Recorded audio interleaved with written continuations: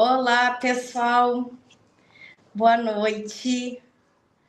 Estamos de volta com a nossa série queridinha, queridíssima, a mais esperada de sempre, a mais comentada sempre, porque elas merecem e elas são mulheres muito especiais para nós e eu vejo a comoção tanto delas quanto do pessoal quando nós divulgamos essa série. Então, hoje nós apresentaremos o terceiro episódio da primeira temporada da série Mulher Negra, Poder e Protagonismo, da ancestralidade aos dias atuais. E hoje a nossa protagonista é a Vera Cruz, carioca, professora e poliglota. Mas ela não é só isso. Eu decidi pegar só essas informaçõezinhas, porque eu não quero tirar o brilho dela contar tudo que ela é, gente, porque não é pouca coisa, tá bom? Não é pouca coisa. E eu não posso tirar e dar informação extra e antecipar o que ela vai falar e vai contar da vida dela. Eu tô aguardando a nossa. Chegou! A nossa protagonista chegou! Vera, muito obrigada por aceitar o convite. E antes de passar a palavra, eu quero te agradecer. Eu me emociono quando eu falo de ti, porque tu me acolheu. Nós não nos conhecemos pessoalmente, só por telefone, e eu tenho um amor por ti, uma consideração que tu não faz ideia.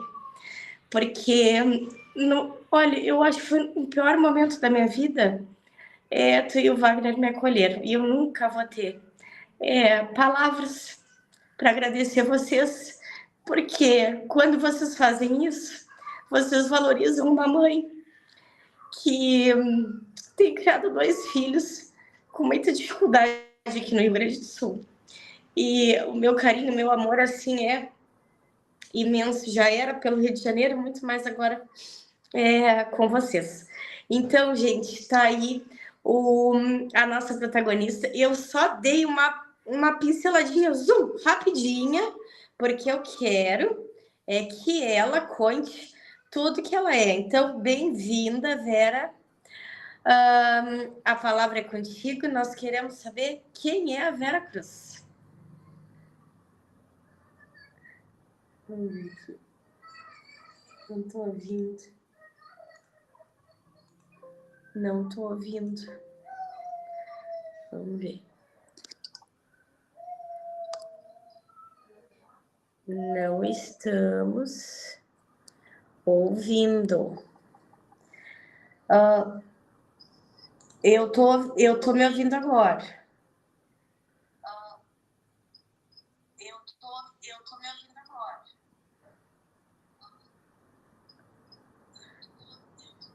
Não te ouço, Vera. Agora sim. Não te ouço, Vera.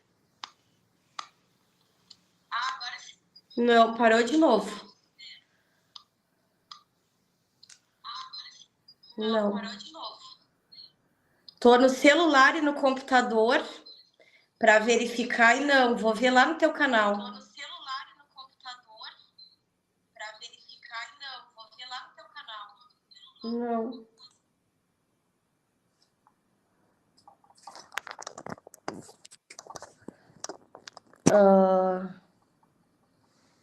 Não tá. Não aparece, não tem som.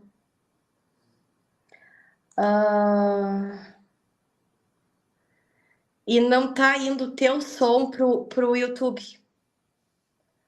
Vou entrar no canal Polo.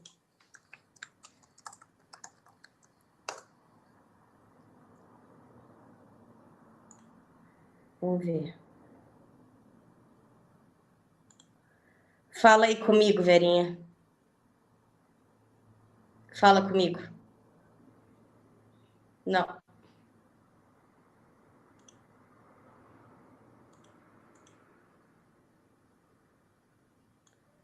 Não tá. Oi, oi, oi, oi. Oi, oi, oi, oi. O meu eu escuto do outro computador.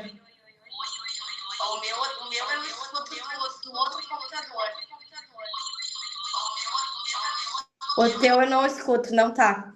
Verifiquei as duas transmissões, tanto no canal Reserva, quanto no teu canal oficial.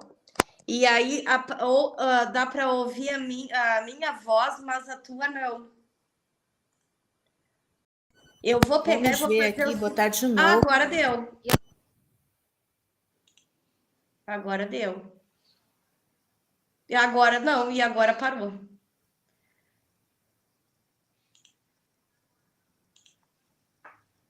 Agora parou.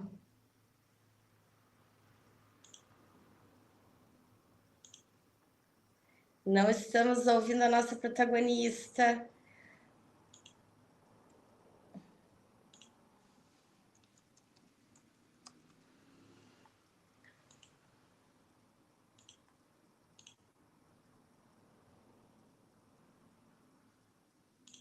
Vamos ver.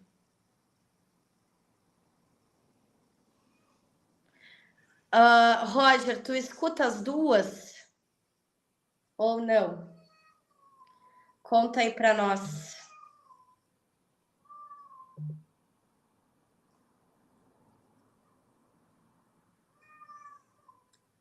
Só eu, né? Tu tá me escutando? E a Vera? Vera, é alguma configuração aí, porque em alguns momentos a gente chove e depois cai.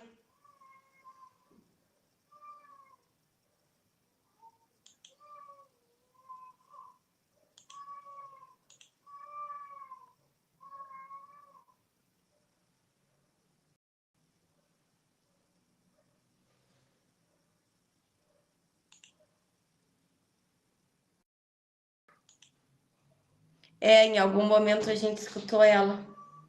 Olha aqui, ó, voltou. Voltou o Instagram. Não. Olha aqui. Gente, voltou. Amor, voltou a possibilidade de transmitir pelo streaming no Instagram. Acabou de abrir.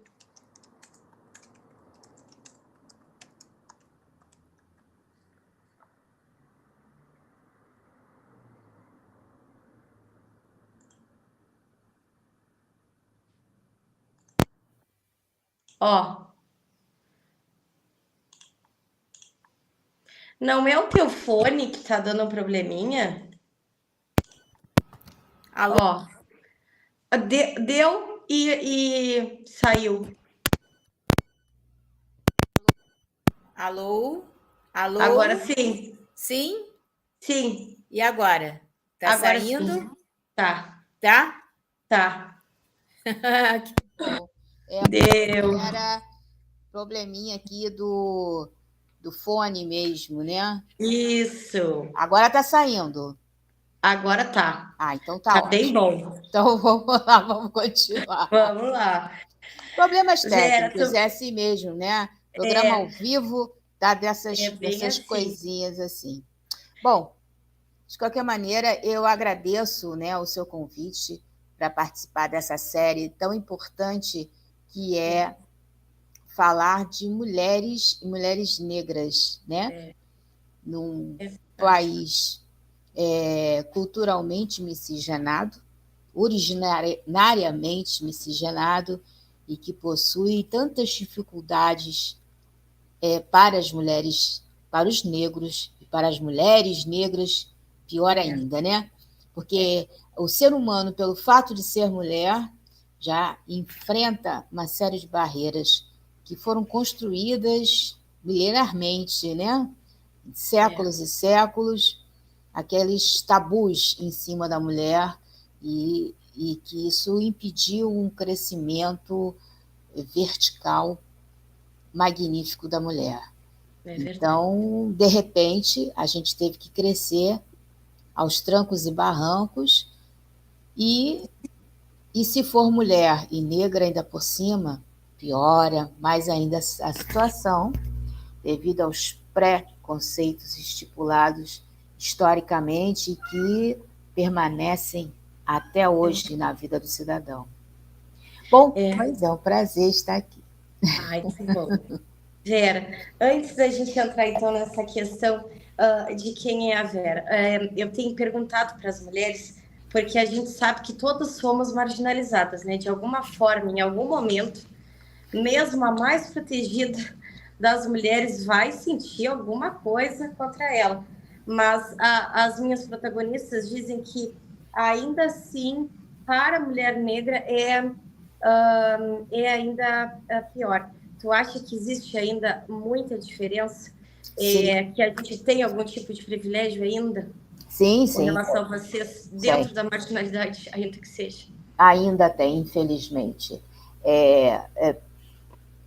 Por exemplo, dependendo, né, do grau de pigmentação da pele, a pessoa sofre mais ainda. Eu sou negra, não sou retinta, mas sou da raça negra e vivi num ambiente totalmente sem preconceitos. A minha família é uma família muito miscigenada. A família da minha mãe começou com os meus bisavós, que vieram da guerra para o Brasil. Meu bisavô era um médico chinês, bisavó, uma enfermeira inglesa. Meu Deus! Por parte de pai, começou no meu avô, que era um comerciante português, que se encantou por uma negra maranhense. Negra mesmo, negra retinta, azulão, como a gente costuma dizer, o termo científico, né? Tá. Aquele negro que de branco só tem os dentes e o fundo do olho. Então começou a miscigenação aí, você vê 4 raças, né? O preto, o branco e o amarelo. É verdade. Né? O amarelo com branco e o preto com branco. Surgiu, juntou essas 4 raças e formou a minha família. E impossível viver numa família com tanta gente de tanto lugar com preconceito.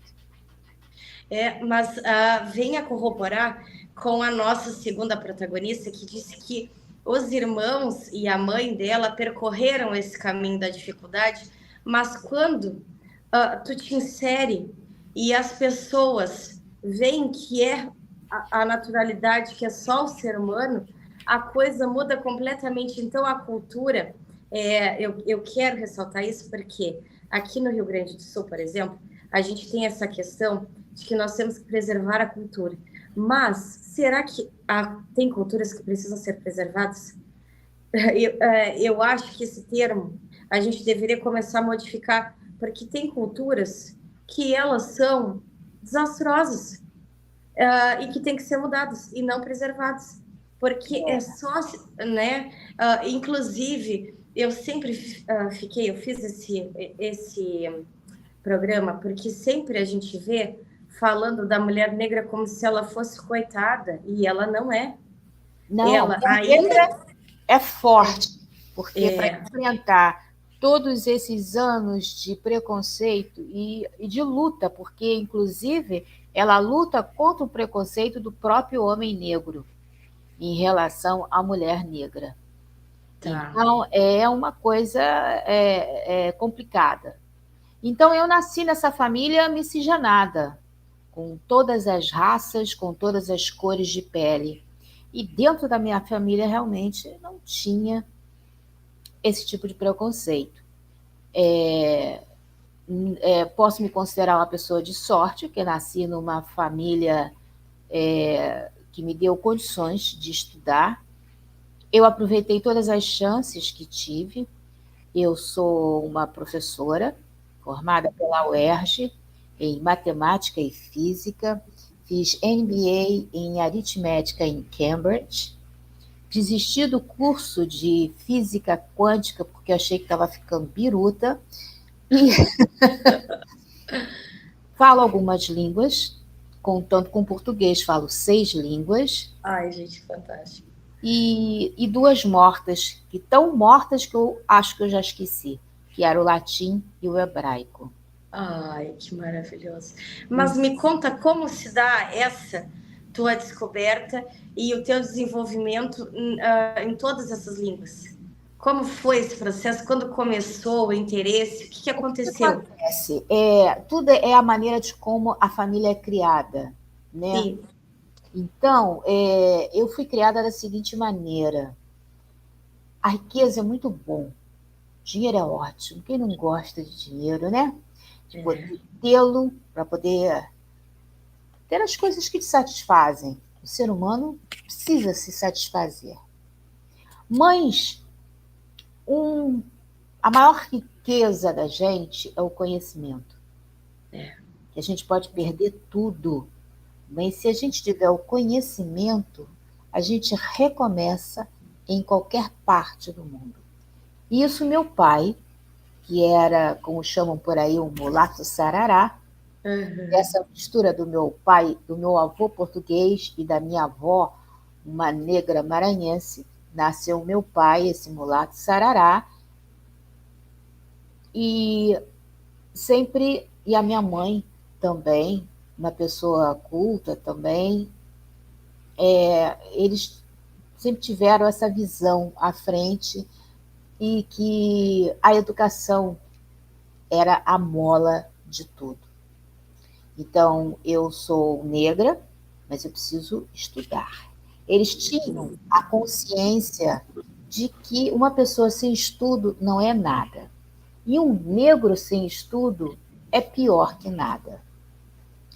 Então, isso sempre foi me dito. O importante não são os bens materiais, o importante é o seu conhecimento para que você possa dar a volta por cima caso algum intempéries aconteça. E assim, com esse pensamento deles, desde bebê, me foi fornecido um ambiente sempre de aprendizado. E eu aprendi e passei para os meus filhos. Então, os meus filhos brincavam na banheirinha com um livro de plástico. E Aham. isso estimula o conhecimento, estimula a curiosidade.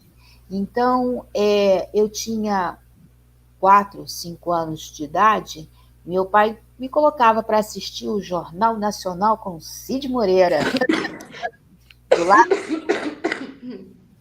Ai, que podia, legal. Desculpa, gente. podia falar.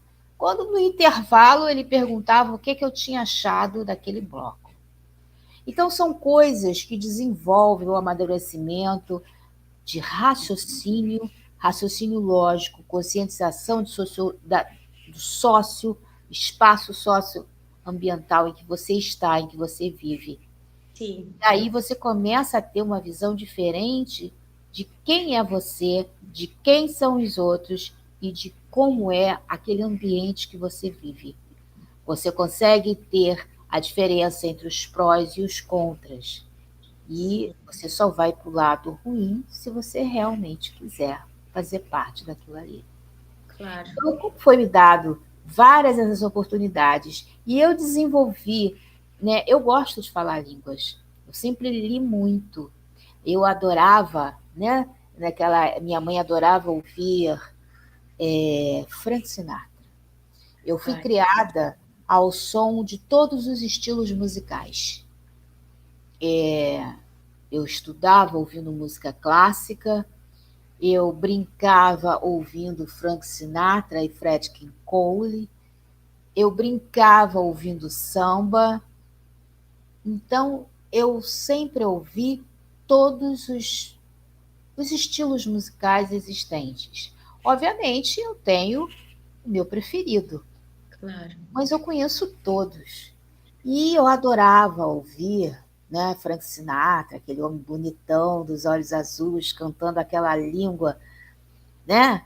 E assim como eu, criança, e várias outras crianças fazem até hoje, querem imitar aquele que está falando inglês. E isso foi desenvolvendo em mim a vontade de falar inglês. Uhum. Nossa, numa escola inglesa. Então, aprendi desde cedo. E, como os meus pais tinham um bom conhecimento do desenvolvimento humano, eles sabiam que a criança tem um cérebro muito multifacetado. É, O que isso significa? Uma criança é capaz de aprender várias coisas simultaneamente. E com isso, eu simultaneamente aprendi a falar inglês, francês, árabe, italiano. Aliás, o árabe eu aprendi depois de adulto, mas simultaneamente eu aprendi a falar inglês, francês, espanhol, italiano, hebraico e latim. autodidata? Não, em cursos de inglês e francês, ouvindo latim e Oh, depois fazendo parte de grupo jovem, que foi uma coisa fantástica na minha vida. Aprendi hebraico e latim, eu fazia a tradução para a Cúria dos slides que chegavam em latim e hebraico, fazia para o português. Depois chegavam alguns em francês, eu, criança, fazia esse tipo de tradução. E aí você vai desenvolvendo dentro das suas habilidades e aquilo me foi desenvolvido. Então, todas as chances de estudo que eu tive foram bem aproveitadas. E não somente as chances. Às vezes as pessoas têm chance na vida, mas elas não foram estimuladas. sim. Então, é o que eu costumo dizer como professora. A nossa atualidade 2024, eu costumo dizer, alguns podem ficar chateados comigo, mas os pais bulgaram em alguma época.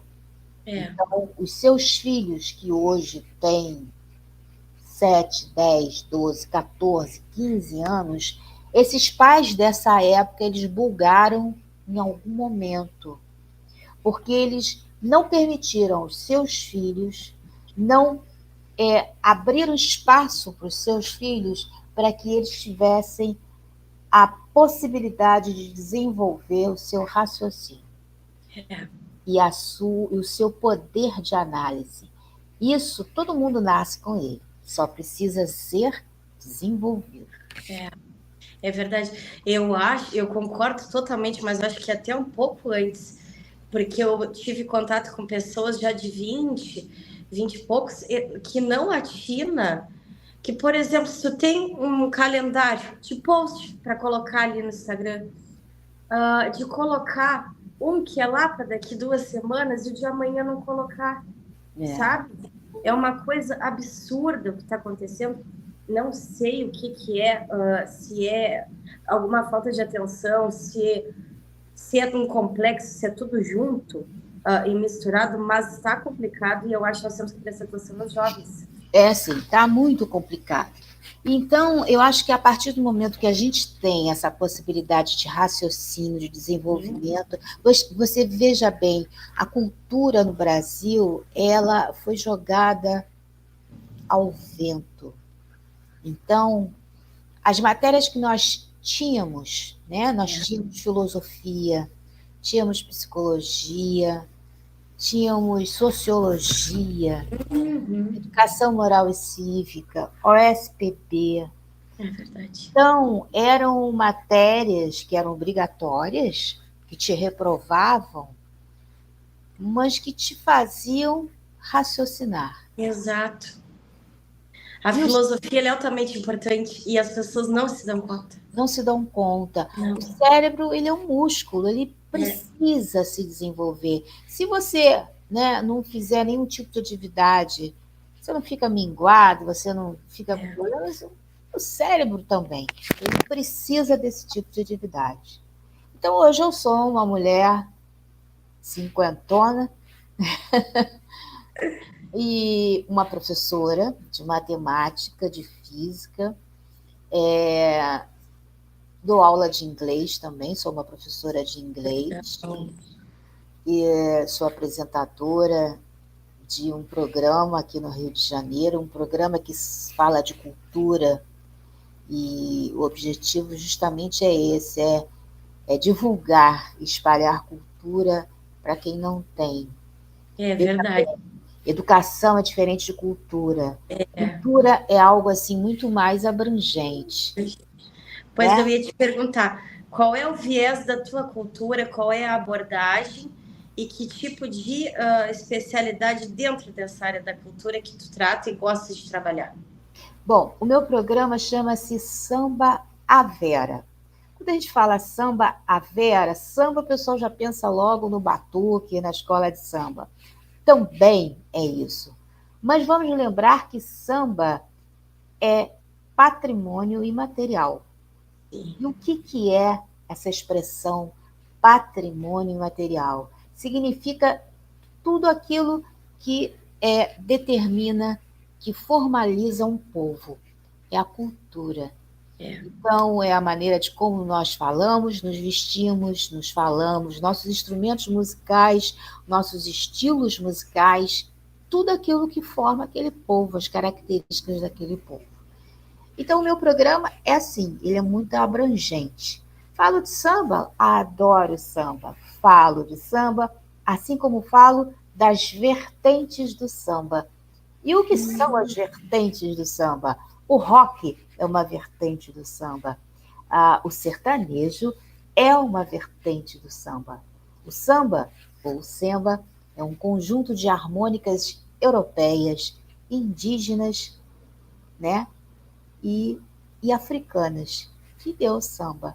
Por isso que o rock é uma vertente do samba, que o sertanejo é uma vertente do samba, e aí vão vários estilos Ai, musicais, MPB e tudo.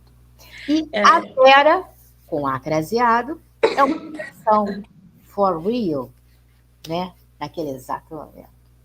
ai, que legal. Vera, quando eu comecei a fazer o vídeo, que eu digo, eu preciso fazer um vídeo, eu nunca tinha feito, mas eu preciso fazer um vídeo diferente para homenagear elas. E aí eu fui pesquisar na história os nomes de mulheres que tinham marcado. E em algum momento eu vi que o samba começou a ser feito dentro da casa de uma mulher negra, que não é homem, como a gente imagina. Foi É. dentro da casa de uma mulher negra, que agora eu, né, falho ao não lembrar o nome dela, mas eu acho que a Vera deve saber essa história para nos contar. Tem um videozinho que você fez, que você está no Instagram, não foi? Que aparece ela. Exato. Vamos ver aqui? Vamos dar uma Vamos olhadinha? ver, vamos ver.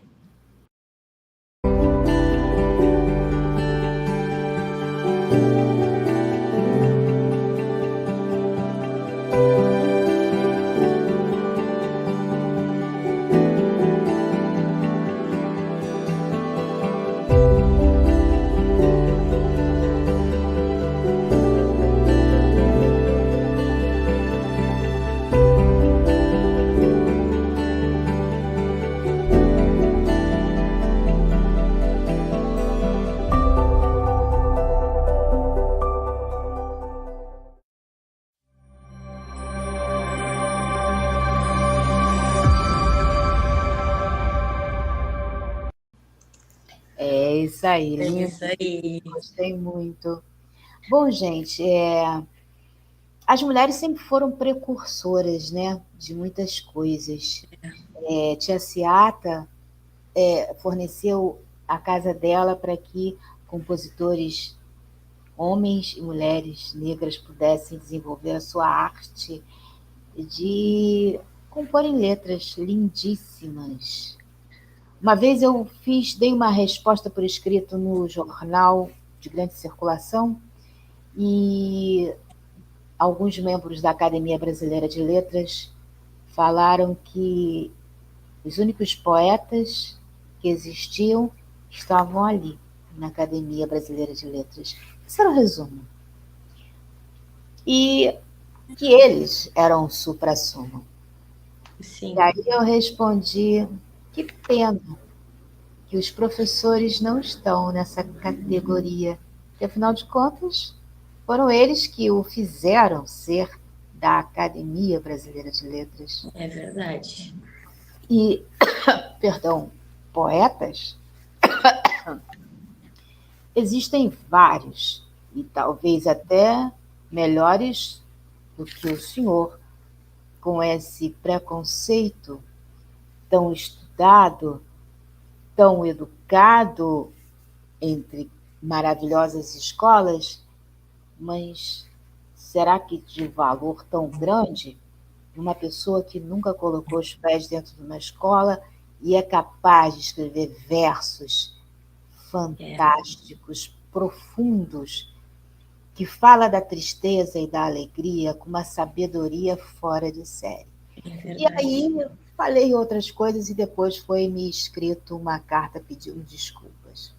Ah, é? Tu tem a carta guardada? Eu vou procurar, né, tá, se perdeu aí nesses arquivos malucos, de vez em quando a gente perde tudo, né, mas eu vou ver Sim. se eu acho, porque eu acho isso muito importante. A cultura brasileira, ela é feita de altos e baixos, né? E os altos normalmente pisando em cima dos baixos. Mas os negros, muitos dos negros que fizeram a história, não são falados por aí, Não. né? Mulheres que inventaram, as primeiras mulheres que foram para a NASA, as mulheres quem descobriu o algoritmo faria tudo funcionar dentro da NASA foi uma mulher. É. Nessa minha pesquisa, o que que acontece? Eu apareço na internet e eu já queria falar disso há muito tempo, mas surgem as advogadas querendo uma série para elas. E aí eu digo, agora eu vou ter que fazer um vídeo, porque elas pediram. E eu digo, mas eu não sei nem a história da a mulher advogada no Brasil. E aí, numa madrugada, botei as crianças a dormir e fui pesquisar. Gente, eu levei um choque, porque nunca nos disseram na faculdade que a primeira mulher negra, que a primeira mulher advogada e o primeiro documento de cunho jurídico, gente, isso precisa ser falado. Eu preciso falar todos os dias isso. O primeiro documento de cunho jurídico foi escrito por uma mulher negra em 1770. Tu imagina há quantos milênios ela estava na nossa frente, que nós usamos hoje a formatação que ela usou lá. Tu acredita? Eu não sei se chegou a ouvir, já falei, porque eu falo, todo programa eu falo. Não, Mas mas é uma é coisa real, real e fantástica, né? Que a gente fantástico. tem que falar isso. Então, até biologicamente falando, a mulher ela tem a capacidade de superar o homem em praticamente tudo, com exceção da força bruta, né? É, Mas a mulher é capaz de fazer várias coisas ao mesmo tempo, coisas que o homem não é capaz de fazer. A memória de uma mulher é impressionante, né? Por mais que a gente seja esquecida, eu, por exemplo, eu sou do estilo,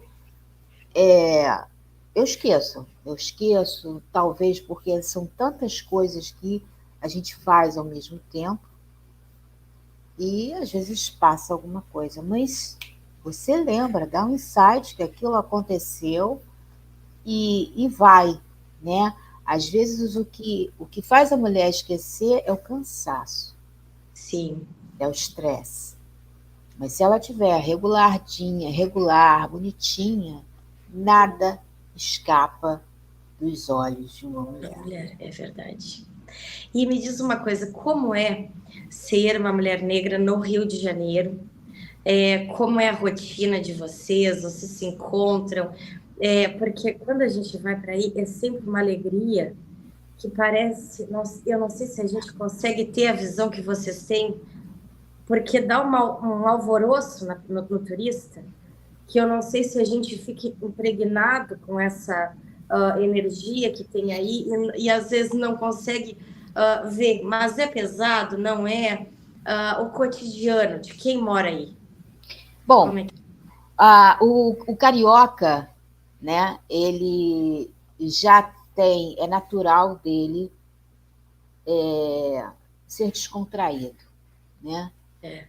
O carioca, o mundo está desabando e ele está procurando aí uma maneira de rir, que é a maneira dele aliviar a tensão dele. Ele procura sempre o lado mais leve para poder aliviar as suas tensões, sejam elas positivas ou negativas. Sim. Com isso, a mulher carioca também é nesse estilo. A gente, eu costumo dizer que a mulher tem o ombro largo, aguenta muito peso nas costas, mas a gente está sempre com bom humor. Não quer dizer que a gente ature muita coisa. Mulher carioca é despachada. Ou seja, não gostou, ela bota para rodar em 2 tempos. Não me perturbe, porque eu sou capaz de fazer e não aceito ninguém para vir aqui perturbar minha paz de espírito. Que então, coisa fantástica. Me deixa trabalhar, me deixa fazer as minhas coisas, mas, é óbvio, não é 100% das mulheres são assim. Tem outras que pensam de uma outra maneira, mas a maioria das mulheres do Rio de Janeiro são dessa maneira. E as mulheres negras, mais ainda, porque elas têm que provar em dobro a sua capacidade, né?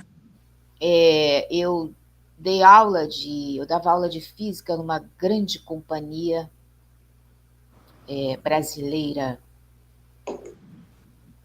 de energia, dava aula de física lá dentro, e uma vez, isso tem muito tempo, eu usava umas tranças, vocês viram aí que eu estou sempre mudando de cara, né? Dou o direito de usar a cor do cabelo que eu quiser, porque eu sou negra, sim, sou preta, mas se eu quiser usar meu cabelo louro, eu uso, vermelho, e acabou.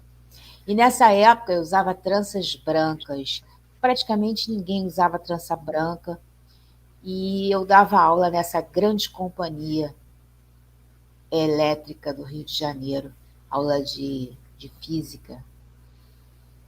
E uma vez o engenheiro, né, dessa grande companhia virou para mim, me encontrou nos corredores, eu saía da Rádio Bandeirantes, que eu fazia um programa de samba, e saía correndo assim, pá, para entrar, para poder dar aula, que eu pegava o turno da noite. E aí ele virou para mim e disse assim, você que é a professora Vera Cruz? Eu falei assim, você que é a professora de física? Sim. Por quê? Aí eu achei aquilo tão inusitado. Sabe que você tem cara de professora? Aí eu falei, é mesmo?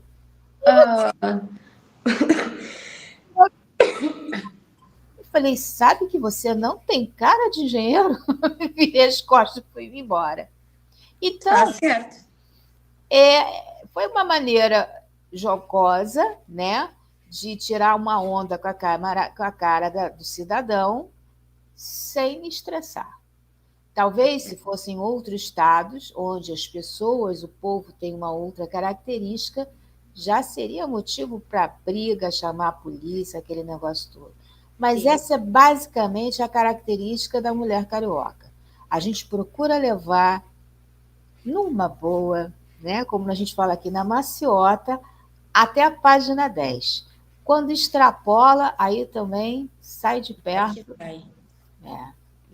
Vera, eu vejo muito as pessoas de origem negra, elas terem uma alta habilidade para cultura. Tu pode ver música, literatura, todos os tipos de manifestação, pintura, enfim.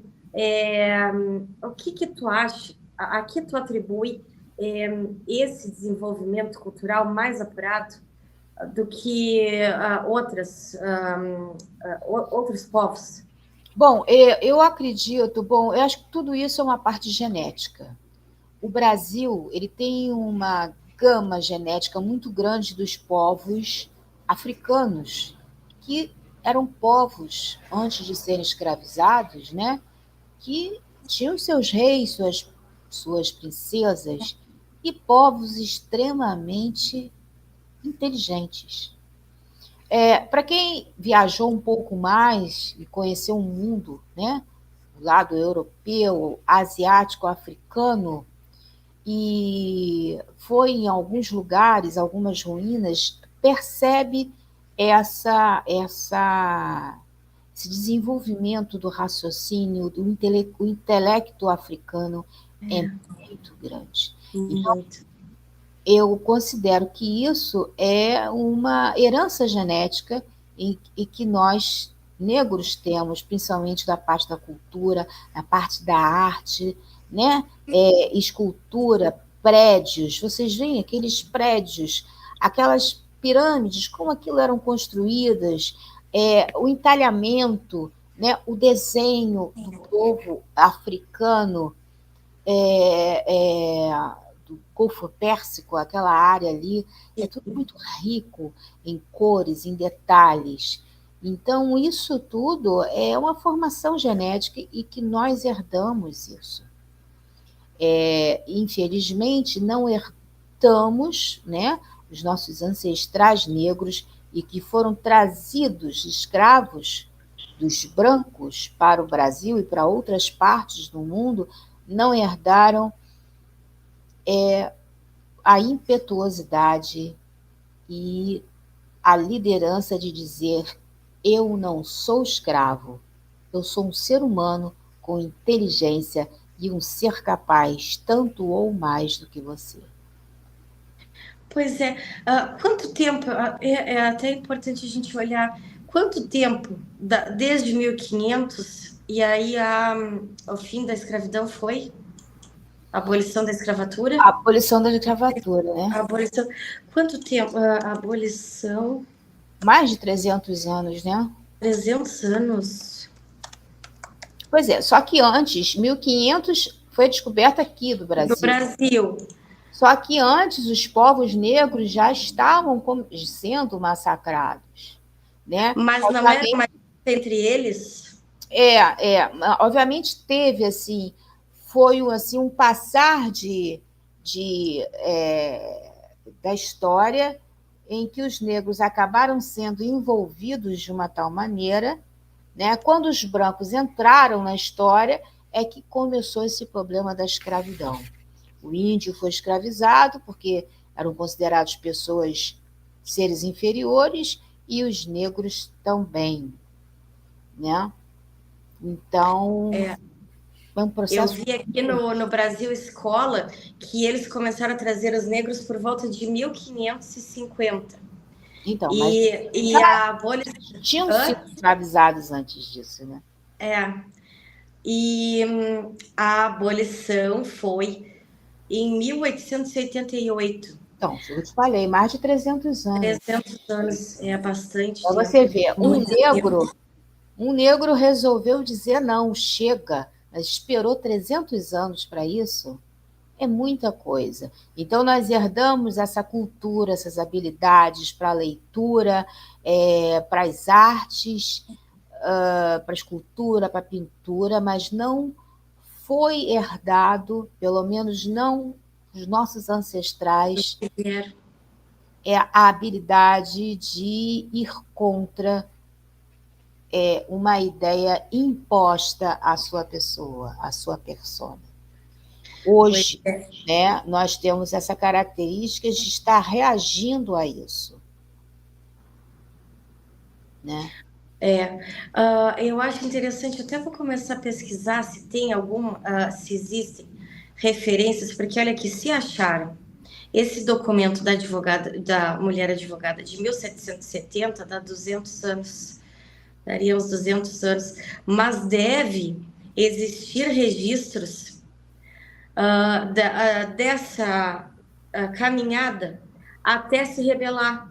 E aí, por isso que eu te digo da importância da gente falar de plano diretor, porque é através dos sítios arqueológicos e das pesquisas nas universidades que a gente consegue resgatar essa caminhada. Sim, é uma linha do tempo, né? Exato. Nos Estados Unidos, Canadá, isso começou antes de vir aqui para o Brasil. Então, onde os negros começaram a se rebelar, só que começou lá antes, e aquela história até chegar aqui, né? E demorou bastante. Vamos ver o ano do primeiro quilombo. demorou bastante. E a gente vê que muitas coisas. Não! Olha aqui, o primeiro, Mundo Educação, Hum. o primeiro quilombo que se tem registro foi na Bahia em 1575. Sim, mas o quilombo, o que que era? Era um lugar, né, aonde os negros se escondiam ali, mas a ação mesmo de contra os brancos, ali era um esconderijo, até o dia que um quilombola, né, resolveu agir, que o Zumbi resolveu agir e ir contra. Então, a ação de ir contra a definição de escravidão, de ser inferior, levou muito tempo para acontecer, né? É. E a gente vê, por exemplo, hoje eu estava numa entrevista mais cedo e foi falado de Abdias Nascimento. Abdias, eu ainda peguei Abdias Nascimento vivo, foi um negro e que foi o que abriu o Teatro do Negro, né? Inclusive vai ser enredo de uma escola daqui do Rio de Janeiro, Teatro do Negro. Então, ele é que percebeu e foi capaz, né? Isso 1900 e alguma coisa, né? De agir contra. Porque o que, que acontecia? Eram brancos com a cara pintada de preto que faziam os papéis dos negros. Ou Ah, sim, seja, não eram os negros que faziam seus próprios papéis. Eram, sim. nem isso eles poderiam fazer. Então, Abdias Nascimento, ele lutou contra isso e foi contra, né, essa atitude dos caras que pintavam a cara de preto para poder fazer o papel de negro. Era. Cheguei a conhecer Abdias Nascimento, que eu já fui diretora e depois vice-presidente da Associação das Escolas de Samba da cidade do Rio de Janeiro, a primeira entidade representativa das escolas de samba do Brasil, aqui do Rio, foi a SERJ, e eu fui diretora e depois vice-presidente de divulgação, marketing e projetos. E aí eu fiz um concurso para musas da Intendente, até a musa e as suas princesas. Porque o que, que acontece? Se todos sabem, o mundo inteiro sabe do desfile das escolas de samba que acontece na Marquês de Sim, Sapucaí, que as purpurinas caem toda para lá, todo mundo quer ir para lá. Mas aqui no Rio não tem somente o desfile lá da Marquês. é, Tem também na passarela do samba da Estrada Intendente Magalhães, que são as escolas menores que estão concorrendo a subir, né? É uma escadinha, vai subindo até chegar lá a Marquês de Sapucaí. E aí tinha, na época, né, que estava acontecendo, tinha o rei Momo, a sua rainha, as suas princesas, mas eles nunca tinham tempo de passar na Intendente Magalhães. Eu me revoltei e falei, não precisamos deles, vamos ter os nossos. Fiz o concurso, Abdias Nascimento foi o padrinho desse primeiro concurso. E ele deu aulas para as candidatas. Então, não era apenas um concurso onde pedaços de carne estavam passando numa passarela. Eram meninas que estudavam, tinham ali estudantes de advocacia, de história, de geografia, de enfermagem, e que estavam num concurso de samba no pé. Não era de beleza, era de samba no pé. E elas estudaram toda a história do negro e da mulher, a posição da mulher negra nesse contexto. sim. Vera, tu acha que precisa passar pelo governo políticas para que a gente possa trazer o reconhecimento de mulheres e homens que estão produzindo e fazendo muita coisa no país? Por exemplo, a gente vê muito o povo negro no Rio de Janeiro e na Bahia. Mas aqui, por exemplo, no Rio Grande do Sul, tem gente que acha, quando a gente vai para outro lugar, que aqui não tem negro. Gente, tem muito, muito negro. E assim, como tem em todos os lugares do país, com muita habilidade, muita competência, será que só o movimento de conscientização é suficiente? Eu acredito que precisa haver uma política pública. Infelizmente, precisamos dessa política pública, porque o mal do povo é que, historicamente, esse preconceito, até bem pouco tempo, era uma coisa natural, não era um Sim, preconceito. Era uma coisa que existia, brancos e o resto, né? é, Então, infelizmente, precisamos desse projeto de conscientização, que o governo tome a frente para que seja pelo menos diluído, o, né, de uma maneira, da maior maneira possível, esse preconceito tão desagradável, onde faz com que pessoas não consigam emprego, ou quando conseguem, perdem seus empregos por conta da cor da sua pele. é, E o que a gente precisa ver no ser humano não é a cor da pele, tem que ver a sua moral, a sua capacidade, ele tem capacidade para fazer aquele serviço, como é a sua moral, é um ser de boa índole, não é? É isso que é o importante. É um é, ser respeitoso, é isso que tem que ser levado em conta. com certeza. E isso que está cada vez mais difícil da gente ver. Eu fico aterrorizada com coisas que eu vejo. E, e eu acho que essa série eu quero fazer por temporadas para que a gente possa localizar mulheres e homens, porque depois a gente vai fazer de homens, né? Ao longo desse Brasil, porque eu tenho certeza que descobriremos talentos, pessoas altamente capacitadas e que precisam, na verdade, que nós precisamos delas e que elas não estão tendo oportunidade. Isso é inadmissível, gente, não pode acontecer. É que a minha realidade aqui está terrível, no Rio Grande do Sul, mas eu não sei como é que está aí no Rio de Olha, Janeiro com relação a essa inclusão de município. eu vou te contar uma passagem. Algum tempo atrás, né, eu fui coordenadora de lógica de uma academia militar. Posso falar o nome porque ela não existe mais. Era a UAFA, Academia de Orientação às Forças Armadas. Eu era a única mulher civil. Entrei para ocupar o cargo de professora de física. Chegando lá, estava com uma deficiência no professor de matemática. Então, eu assumi as duas cadeiras, porque sou formada e sou licenciada pelo Ministério da Educação para que dê aula em matemática e física. Com o passar do tempo, eu assumi a coordenação de lógica da Academia Militar. Eu coordenava Rio e São Paulo. E um belo dia, eu recebi um recado, reunião na hora do almoço. Eu falei, opa, vamos lá. Eu fui a última a entrar na sala da reunião. O dirigente da academia era um coronel. E quem tinha pedido aquela reunião era um capitão, professor de matemática. E aí, quando eu entrei, já fiquei assim, tá aí, ó. Ela já chegou, podemos começar. Assim. De lá. E aí o coronel falou assim, mas por que o senhor pediu esta reunião?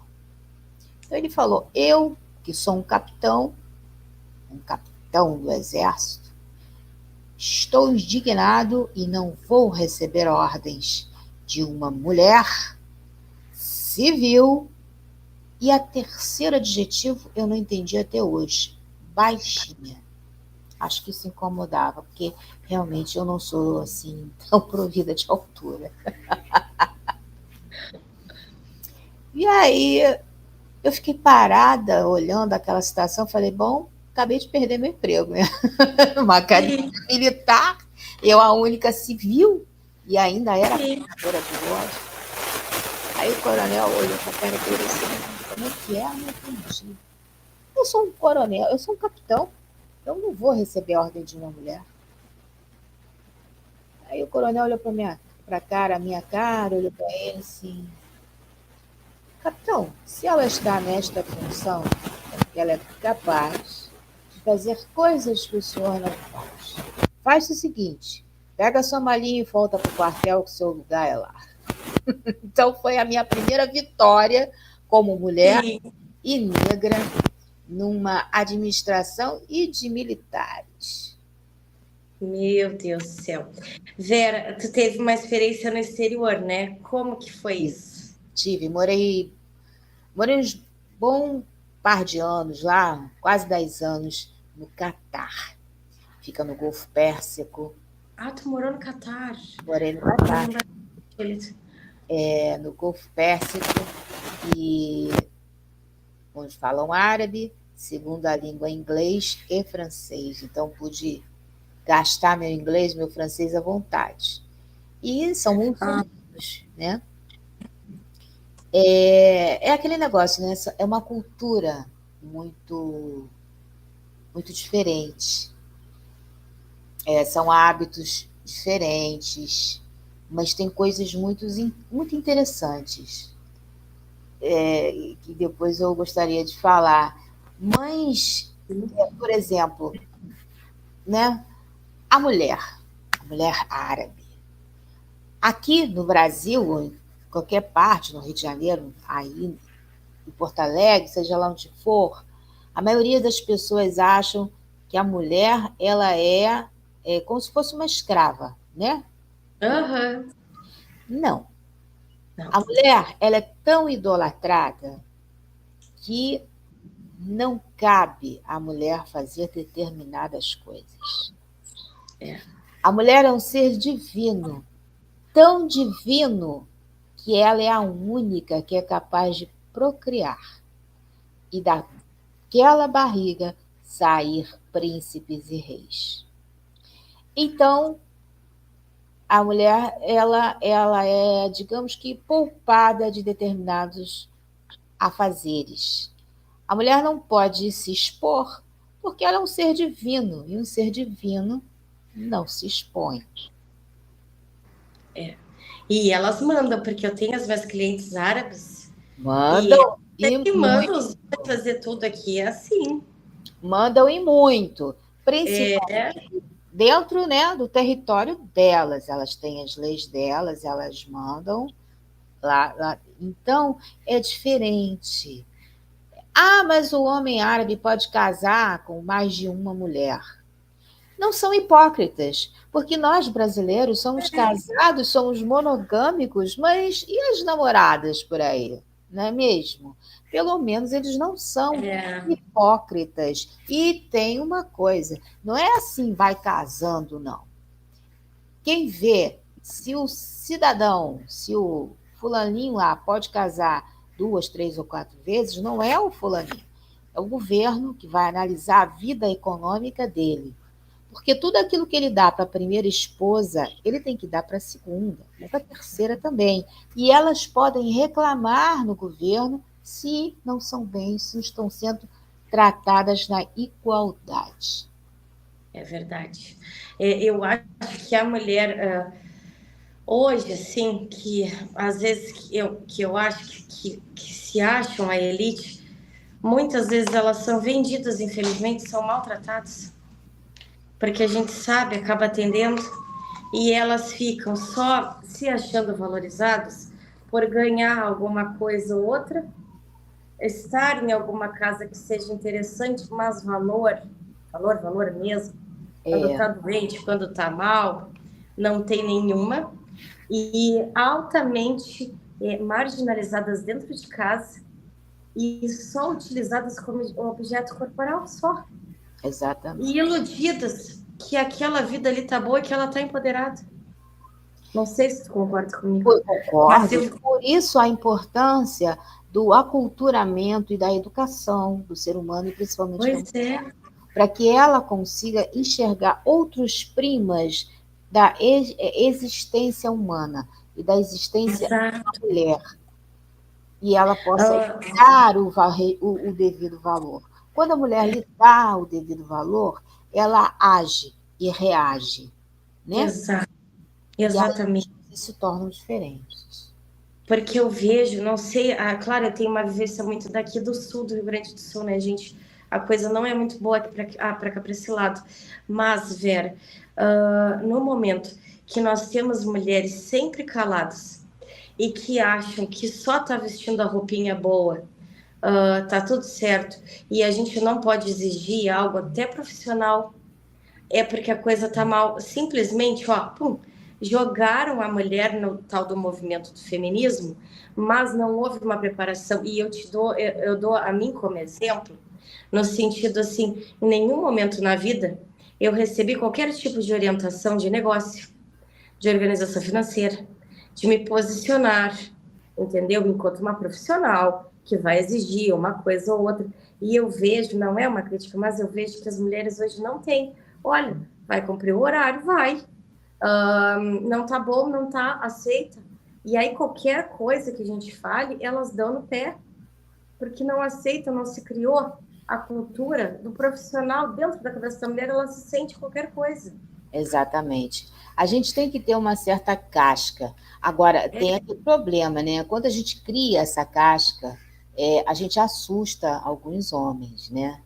É. Então, por exemplo, quando eu digo, às vezes eu nem falo que eu sou uma professora, só em falar em matemática e física as pessoas já acham Sim. um horror, né? Aí vou falando, eu sou professora de matemática, de física, de inglês, sou diretora do jornal Polo de Notícias, diretora administrativa, sou diretora de harmonia, sou diretora de comunicação da Associação dos Diretores de Harmonia do Estado do Rio de Janeiro. Já fui diretora da Associação das Escolas de Samba da cidade do Rio de Janeiro, diretora administrativa, que é um cargo muito masculino. Sim. Então, quando você tem mulheres, é muito difícil. Quando eu entrei para a faculdade, para a UERJ, a minha turma só tinham 3 mulheres. O restante era tudo homem. Porque não era... Mulher naquela época fazia pedagogia, não fazia matemática, era a profissão de homem. Com certeza. Quando eu fiz laboratório de física, né, essas coisas todas, só tinha eu de mulher. E como é que é ser professora e negra? Porque nós estamos debatendo, agora vai ter que fazer a série das professoras, e nós chegamos à conclusão que se fosse, por exemplo, o homem ocupando ali os cargos de professor primário, não teria essa desvalorização salarial que tem hoje. Porque não é compatível a admiração que a gente tem do professor e o que a gente guarda de recordação e com, obviamente, a importância com que ele é remunerado. E o que tu acha disso? E se tu acredita que existe ainda alguma diferença entre a professora, que é branca, e a que é negra? Ou nessa parte tu não vê diferença? Tem. Como eu disse, a professora negra, ela tem que provar muito da sua capacidade. Então, os seus títulos têm que vir à frente? Tem. E ela tem que provar que ela teve direito àqueles títulos. Essa diferença que é lutada até hoje, né? Diferença dos valores recebidos por professores homens e mulheres, infelizmente, vem de um pensamento caótico de administradores, onde pensam que a mulher ela engravida, então ela vai ficar um tempo sem trabalhar. Mas ela produz muito mais do que um homem. Com certeza. Com certeza. E Vera, como é que foi a tua adolescência? A descoberta da Vera mulher e em todas essas questões sociais, que deve ter sido diferente a tua adaptação na sociedade? Talvez possa ter sido diferente porque tu veio de um seio familiar que já estava à frente do tempo, né? Como é essa descoberta da Vera? Eu costumo dizer que eu fui uma pessoa iluminada, né? Fui gratificada em ter vindo do seio de uma família onde pudesse me dar condições de um bom viver e de ter estudo. Então, o meu desenvolvimento com na adolescência, ela, ela foi ótima. Eu tive uma adolescência excelente, eu vivi todos os momentos muito bem, até o momento em que eu perdi o meu pai. Hum. Quando eu perdi o meu pai, aquela redoma que eu vivia, onde as preocupações não chegavam até a mim, foi plim, quebrada. Então, a gente saber que existe preconceito é uma coisa. A gente vivenciar este preconceito já muda um pouquinho de situação. O que diferencia, às vezes, de uma pessoa de outra é como você vai levar esse preconceito. Você vai dar bola, né? Os, os experts em comportamento humano diz que uma coisa só se cria se você der vida. Então, você, se você reagir a certas atitudes, você vai alimentar, né, aquele mau comportamento, aquele preconceito. E eu sempre tratei desta maneira, sem me importar e sem dar importância a esse tipo de pessoas menores, onde não entendem que o ser humano é muito maior do que a cor do ser humano. A cor é uma questão de concentração de melanina. É, Mais nada. é verdade. Tem muito branco aí que o vale um tostão furado. Né? Ai, não vale mesmo. Ai, não vale. Olha, e é cada um que não vale que eu vou te dizer uma coisa. É impressionante, gente. Vera, e a tua infância, como é que foi? Tu tem irmãos? Estão vivos? Não estão? É filha única? Eu tive um irmão que era muito mais velho do que eu sou a filha temporão, depois de 20 anos apareceu, né? Então, sempre fui bajulada por mãe, por pai, pelo irmão, e tudo aquilo que eu queria dentro da maneira do possível, mas sempre sendo cobrada, né? Sempre sendo cobrada. E sempre explicando que bens materiais não são essenciais. São ótimos, mas não são essenciais, porque não é isso que constrói um ser humano. A gente pode se destruir, entre aspas, pode ficar abatido, chateado, porque perdeu um bem material. Mas a gente tem que ser capaz de se recompor sozinho, porque o ser humano nasceu só, e ele tem que ser capaz de, dentro de si, se recompor para que possa ressurgir. E a mulher, dizem por aí, que é uma fênix. E a mulher negra é uma fênix enorme, e que a gente tem que surgir das cinzas todos os dias, a todo momento. Eu imagino. E a Vera Mãe, quem é? A Vera Mãe é uma pessoa que eu sou apaixonada pelos meus filhos. A gente erra como qualquer ser humano. Peço perdão a Deus, já pedi perdão a eles de alguma coisa que eu fiz errado, mas não é a intenção. Mas sou exigente, sempre fui. Sempre fui exigente porque as pessoas, as crianças, elas precisam ser limitadas. As crianças, elas exigem isso. A gente vê, por exemplo, na escola, crianças que vêm de casa sem limites, quando elas têm limite dentro da escola, obviamente elas vão reagir contra, mas quando você as ignora, elas vêm atrás de você, porque você que deu limite. Então ela sabe que você tem aquele discernimento do certo e do errado. Então, limite ele é necessário e é exigido pela criança. Isso é essencial para a formação de um excelente ser humano. E se a gente conseguir No meu caso, eu tenho 2 filhos, fazer com que cresçam seres humanos melhores, eu acho que eu consegui cumprir a minha missão.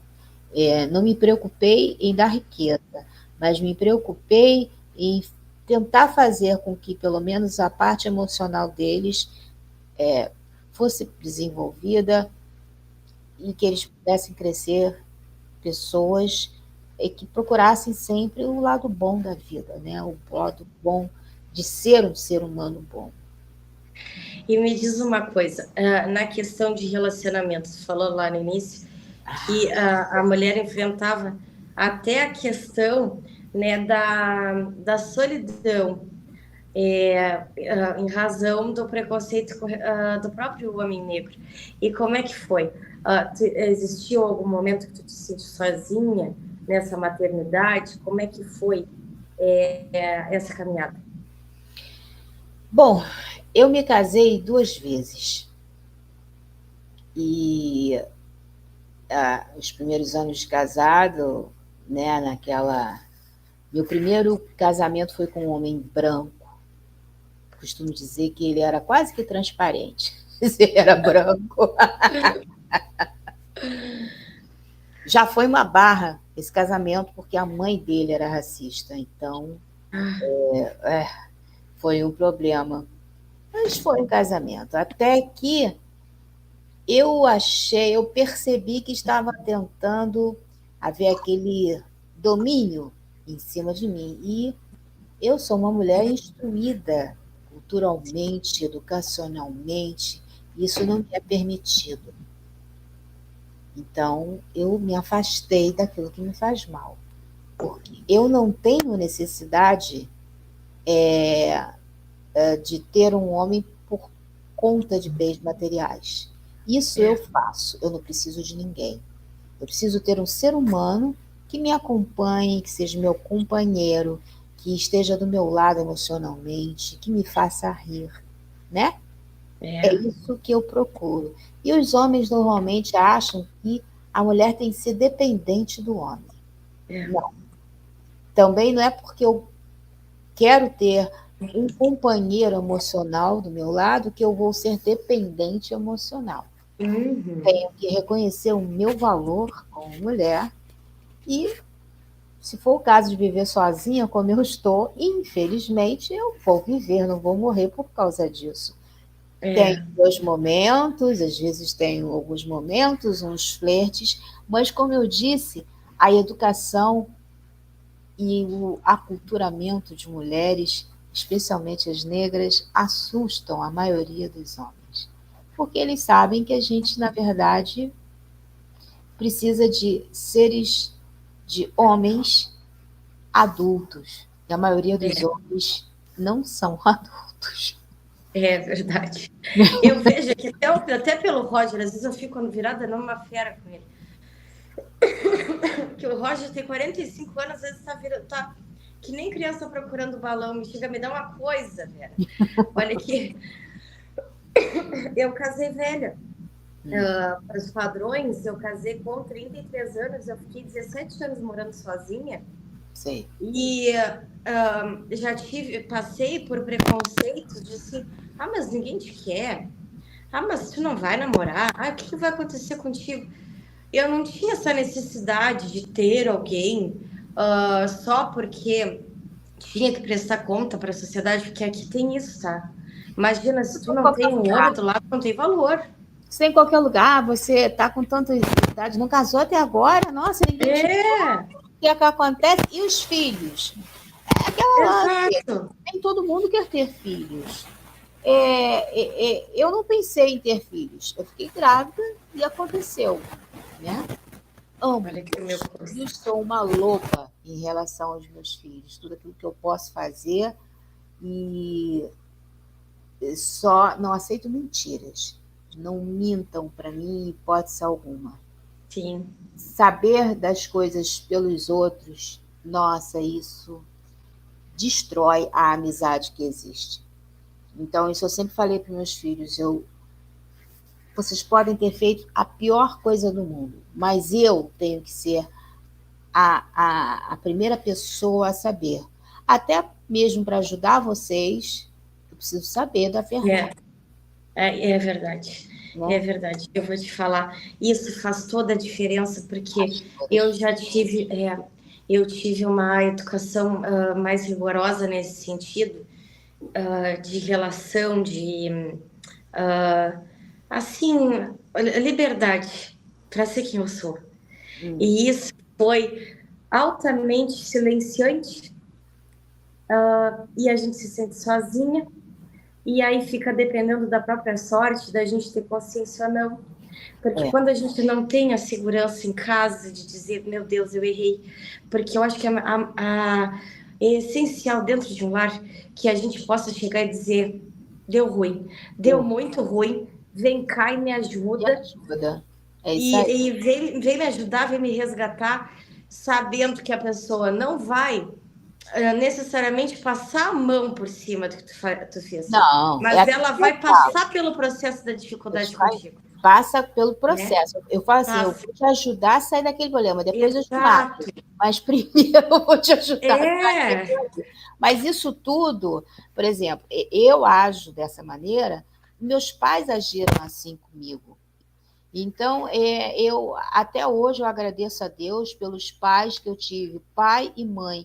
Eles, para mim, estavam à frente do tempo deles. Não sei por conta dessa mistura de raças europeias, asiáticas, que já tinham, né, um desenvolvimento social e emocional muito maior do que o brasileiro, e essas tradições foram trazidas de fora para a formação desta minha família, que é uma reunião da ONU, que eu costumo dizer, né, porque tem gente de tudo que é lugar.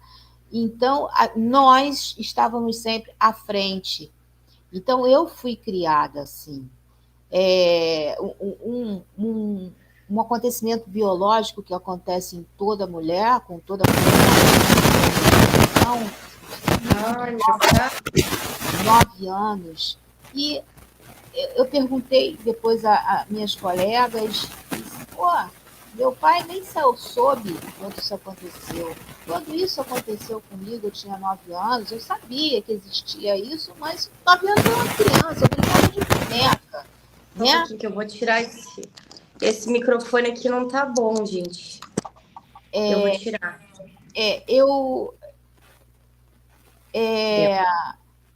Eu brincava de boneca, entendeu? Então, 9 anos, quando aconteceu, eu achei que tivesse me machucado alguma coisa, mas nem me liguei o que era. E nós morávamos num apartamento grande e tinha banheira, né? Meu pai colocou uma cadeira de balanço dentro do banheiro, preparou um banho de banheira com sais cheirosos, né? Para que diminuísse a minha cólica enquanto eu estava tomando, porque lá em casa a gente nunca fechou porta de banheiro, né? Não tinha esse tabu, né? E o meu pai lá falando da biologia, o que era significado, da beleza, do que era aquilo, o que era pão duro, e minha mãe cuspindo marimbondo, porque como é que pode uma criança de 9 anos, cabeça clara, não sei o quê. Você vê, isso eu nunca perguntei para várias colegas minhas, nenhuma delas falou que meu pai nem soube quando isso acontecia, desde quando meu pai ia falar de menstruação com a minha. Meu pai deu uma aula, não sei o quê, no final, obviamente, falando dos problemas com relacionamento com o garoto, o que pode fazer. Meu pai sempre falou, sempre foi, sabe, aquele papo, obviamente, utilizando o vocabulário para cada faixa etária. Sim. Mas a gente sempre teve aquela abertura de conversa, né, de raciocínio, entendeu? Então, eu tive uma sorte muito grande de ter nascido numa família com esse tipo de desenvolvimento sociossocial, cultural e educacional, onde eu nasci. Sim. Vera, e aí nós concluímos que como a família ela está precisando ser resgatada e ela está andando mal. Está andando mal, e eu te digo porque como advogada eu trabalho muito nessa área, e eu vejo crianças sendo utilizadas, tá, para conseguir uma partilha melhor, um carro, fazer uma desavença, tudo gira em volta do que o que eu quero e não o que é melhor para a criança. E isso eu acredito que seja universal, e eu vejo quanto a criança está assim, ó, completamente jogada às traças na sociedade. Exatamente. A família, ela sempre foi o pilar de um grande indivíduo, de um grande É, cidadão. Infelizmente, a família está falida. Atualmente, o pai e a mãe, eles passam, por motivos da atualidade, né? Eles passam a maior parte do tempo trabalhando, pensando em dinheiro, né? E esquecem que tem os filhos. é, E os filhos, esse tempo, eu acho que a gestão das 24 horas de uma pessoa, ela é muito importante. A criança, ela tem que ter o tempo dela educacional dentro da instituição de ensino, ela tem que ter o tempo dela junto com a família, para ela aprender os valores básicos. Esses valores básicos não se aprende na escola. O que está não, acontecendo é que os pais jogam as crianças na escola como se fossem depósitos, e nós, professores, é que temos que ensinar é, conceitos básicos. Não, os conceitos básicos são estritamente familiares. Se a criança não vier de casa sabendo que é ter respeito pelo ser humano, quando chegar na escola, ela não vai querer respeitar o professor.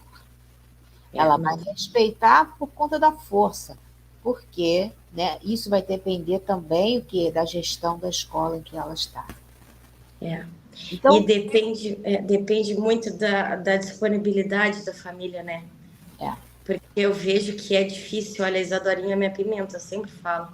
E tem horas que ela tá danada e eu preciso me dedicar, como toda mãe tem que ser, a explicar por que que não precisa aquilo, aquilo outro. E a gente só vê hoje em dia, simplesmente pega, sai, não quero me preocupar, manda para a avó, manda para a tia, manda para qualquer lugar, e a criança fica sem referência, gente, sem fica sem referência. fica sem referência, ela não tem os conceitos básicos de moral, de respeito, né?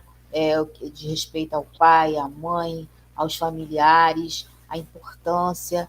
E isso tudo só é desenvolvido com convívio com os seus familiares, com convívio com a sua mãe, com o seu pai, com seus irmãos, com seus avós. E isso é o que a gente chama do pilar, o pilar familiar, que ele tem que ser bem sedimentado. Uma casa, se for feita em cima da areia, ela vai se desmontar. Ela precisa ter uma base. E o ser humano é uma construção. Se ele não tiver aquela base bem sedimentada, ele vai se desfazer, ele vai ficar um ser humano cheio de história, psicólogo, psicanálise, se joga dali, tenta suicídio, uma pessoa sem estrutura emocional. É verdade. A gente dando essa estrutura emocional às vezes às pessoas, né? Porque a mente humana é uma coisa assim que não para, né? Então, às vezes dando o apoio, a pessoa ainda tem esses devaneios, imagine quando não tem um apoio familiar, não entende, não consegue perceber qual é a importância, né, de alguns valores que são essenciais. É verdade. A gente chega à conclusão nessa conversa que é essencial que se faça políticas públicas, que eu vou te dizer que existe muita farsa por aí que não está fazendo, tá? Pessoas não estão compreendendo a sua responsabilidade no mundo, e eu acredito que nós temos que trazer mulheres para debates sérios e não só de fotinho no Instagram, para que elas se encontrem no mundo, porque eu acredito que elas estão perdidas ainda hoje. E eu acredito até muitas que falam muito que são feministas e levantam essa bandeira e se qualificam com um termo e se limitam àquele termo, elas estão perdidas. Eu estou tendo essa impressão. Eu já tinha desconfiança. Eu concordo no termos de políticas públicas para a reconstrução da família. Felizmente, nós precisamos desse tipo de política pública, porque o mundo está se perdendo, né? Os jovens estão se perdendo. Eles estão se desenvolvendo de um lado, mas emocionalmente eles estão falidos. Então. O ser humano, ele tem que viver no equilíbrio. Se você comer demais, você passa mal. Se você comer de menos, você também passa mal. Você tem que comer o suficiente para que você não passe mal, você prossiga a sua vida. Então, isso é um paralelo para tudo, né? Não adianta você ser muito inteligente se não tem o amadurecimento emocional para prosseguir na sua vida. Então, infelizmente, devido a vários aspectos exteriores que aconteceram em todo esse desenvolvimento socioeconômico brasileiro, nós hoje, em plenos 2024, nós precisaríamos dessas políticas públicas para a reconstrução da família, que é o pilar de qualquer ser humano. E qual é a sugestão? Como fazer isso? Tu acha que é palestras e cursos? Que forma a gente conseguiria chegar nas pessoas que hoje não conseguem? Tem muitas que não estão nem abertas ao diálogo, assim. Sim, o que acontece? Em alguns lugares tem aqui no Rio, mas o ideal seria que todos, né, os bairros tivessem, e nos postos de saúde, o papel do assistente social. O assistente social é que vai chegar nessas famílias e aí sugerir palestras, sim, por que não? Palestras, atividades sociais, onde naquelas atividades fossem incutido de uma maneira leve, sem que a pessoa percebesse esses tipos de valores. E aí pudesse também desenvolver isso dentro de casa. Então, são estudos mais profundos que deveriam ser bem planejados para que, já que nós temos tantos aparelhos públicos de saúde, como UPAs, clínicas da família, por que não utilizar esses assistentes sociais para que fizessem esse acompanhamento dessas famílias, dos familiares, e que, né, dentro desse projeto, planejamentos de atividades objetivas e claras, de atividades subjetivas, mas que chegassem ao subconsciente da pessoa, ou seja, ela está tendo ensinamento sem que ela perceba. Mas sempre para o bem da construção familiar. Isso, eu acho que deveria ser, obviamente, um trabalho de formiguinha, porque isso não vai ter assim um resultado à vera, assim, não vai ser de pronto, mas é um resultado que, da mesma forma que foi desconstruída a família esses anos, né? Esses 30 anos para cá, foi desconstruído a família de várias maneiras, a família perdeu seu valor, a educação perdeu o valor, a gente vê no organograma das escolas, poxa, a programação escolar atualmente não tem nada. Não. O professor perdeu o valor, o professor perdeu a voz. Perdeu. Né? O professor, na minha época, quando se te repreendia, o pai ia lá e dava mão à palmatória, o professor ficava do lado do professor. Hoje, se você for repreender um aluno, o pai do aluno vem reclamar contigo. É bem assim. E se você é um professor consciente, você não vai levar aquela para dentro da goela. Você vai pegar o pai do aluno, sentar ele na cadeira e botar ele no lugar. É verdade. E aí você é o professor mal educado, chato, que não tem paciência nem nada. Então, eu acho que Precisa voltar urgentemente, porque nós estamos num declive muito alto. Infelizmente, ó, para baixo, estamos indo para baixo. Muito, muito. E é rápido. A coisa está demais. E eu vejo que parece que houve um movimento de dizer que houve uma inclusão, mas que só foi de números. Não existe o conhecimento mesmo, de verdade. Porque uma coisa é só acessar, outra coisa é te incluir, a imersão, efetivamente, O não que tem. acontece? Para você incluir, você tem que ter objetos, né, que possam se adaptar àquele tipo de inclusão. Inclusão social, inclusão de deficiente, de habilidades ou desabilidades, né, quem não tem habilidade tudo. Mas, por exemplo, né, vou citar um exemplo que está dentro da minha área. A escola, ela atualmente, pela atual as leis, ela é obrigada a aceitar um aluno com um déficit, né, de habilidades educacionais grandes, né? Mas a escola não é obrigada a ter profissional preparado específico para aquele tipo de problema. Então, como que a escola é obrigada a aceitar se ela não tem profissional capaz de lidar com aquele problema? Então, eles obrigaram, não, está aceitando. Mas o que adianta aceitar se não tem, gente?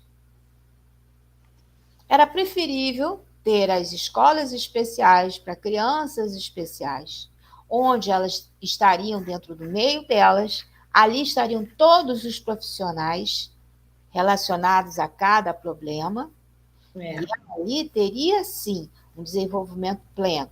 Ah, mas aí não ia ter como é que se diz? O social, a criança iria ficar afastada. Não.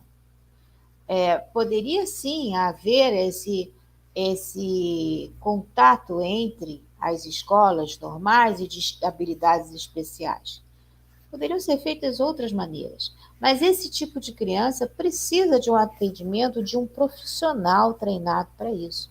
O professor comum, ele não tem habilidades para cuidar de uma criança que precisa de especialistas naquilo.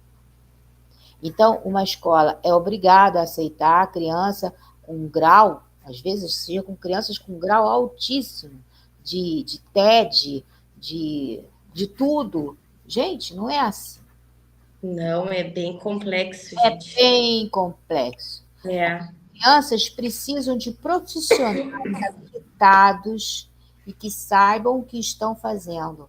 Porque se coloca essas crianças com profissionais que não sabem o que fazer, elas só vão piorar, elas não vão melhorar. E outra coisa, eu acho que se cobra demais também dos próprios professores, porque olha aqui, é uma carga horária que é complicada, não se cumpre, a depender do município, aquelas horas para atividade extra dentro da escola. Então, a gente fica com o professor muitas horas dentro da escola, e aí ele tem que fazer a prova, a atividade em casa. E aqui o estadual ele não é remunerado. O problema é que o sistema educacional do Brasil ele deveria ser único, ou ser horário único. A criança entraria de manhã e sairia 2, 3 horas da tarde, 4 horas, sei lá, por aí. Mas com o número crescente de crianças, a diminuição de professores, o que aconteceu? E poucas escolas, né? Foi criando o primeiro turno, o segundo turno, algumas têm o terceiro turno. E se foi criado o primeiro, segundo, terceiro turno, significa que a quantidade de horas de estudo também diminuiu. Né? E se diminuiu, como é que vai dar aquele montante de matéria em um curto espaço? Não dá, não tem como.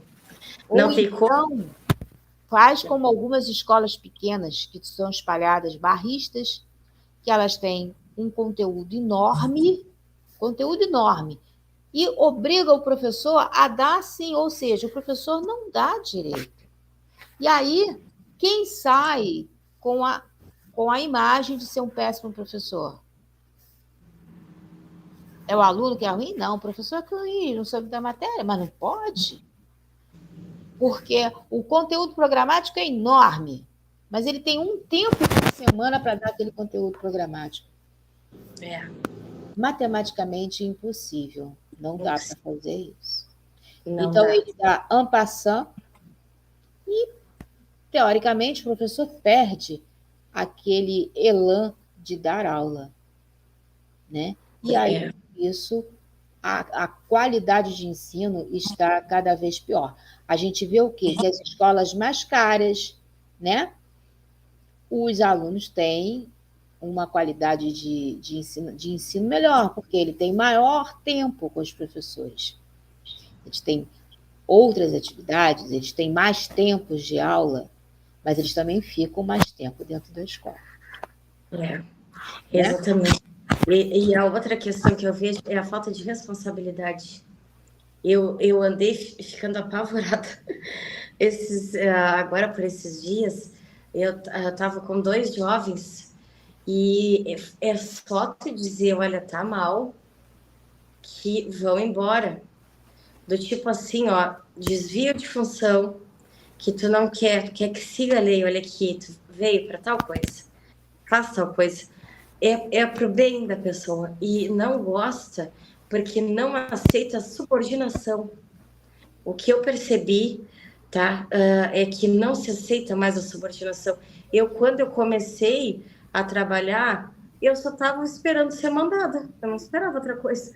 Eu não sei o que aconteceu com a cabeça dessas pessoas, porque olha aqui, o que eu espero quando eu vou pegar um serviço e eu tenho que aprender, e eu não sei nada, ser mandada.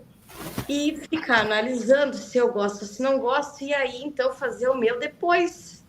Agora, enquanto tu tá fazendo o serviço do outro, é só isso que te resta, não tem outra coisa. E eu percebi que não rola, tá? É do jeito que quer. O que acontece, Mariane? O sistema educacional ele está falido, né? Não tem profissionais, a quantidade de profissionais ainda é muito pouca, a quantidade de escolas ainda é muito pouca, e a qualificação desses profissionais não está sendo feita, realizada. Porque não há um incentivo do governo para que esses profissionais sejam mais qualificados. Isso significa que ele vai gastar mais dinheiro, mas em compensação significa também que ele vai ter no futuro um povo mais educado e mais culturado, e que às vezes não é interessante para aquele sistema governamental ter um povo que raciocina. Então, isso tudo é um problema muito complexo. E, infelizmente, a gente tem que lutar para que esse sistema educacional ele venha se desenvolver de uma maneira mais pródiga, que tenham mais escolas, e não é somente ter mais escolas e escolas equipadas, que tenham professores qualificados, para que, com isso, o conteúdo programático volte a ser extenso, para que o professor volte a ter tempos de aula o suficiente para que ele possa desenvolver o seu conteúdo programático. Eu me lembro que eu fiz Instituto de Educação, né, do Rio de Janeiro. Eu tinha 7 tempos de matemática semanais. Tinha 7 tempos de português. Na minha época, era 5 matérias por dia, mas de tarde eu estudava na segunda e quarta, era a laboratório de química. E quinta era o laboratório de física, e depois na sexta tinha o de biologia, mas aí era de manhã. Então era bem pesado, e a gente aceitava as coisas que eram montadas. A escola, bem, eu fiz Instituto de Educação do Rio de Janeiro, e nós tínhamos uma média de 6 a 7 tempos por dia e tínhamos aulas aos sábados. O Instituto de Educação era uma escola modelo na época, eu tive professores qualificados que vieram da França para dar aula no Instituto de Educação.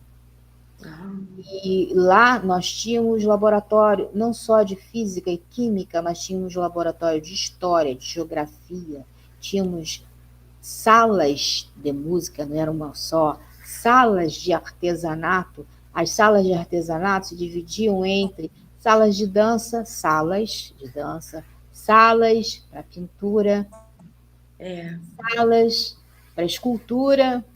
Então, você vê quanta diversidade tinha. Hoje, o aluno mal tem o tempo de português, matemática, história, geografia, muito pouco. Aí, química, né, física, é aquilo muito pouquinho, um conteúdo, e eles acham que é muito. Não. E é muito. Mas passam nos jogos online, né? Exatamente.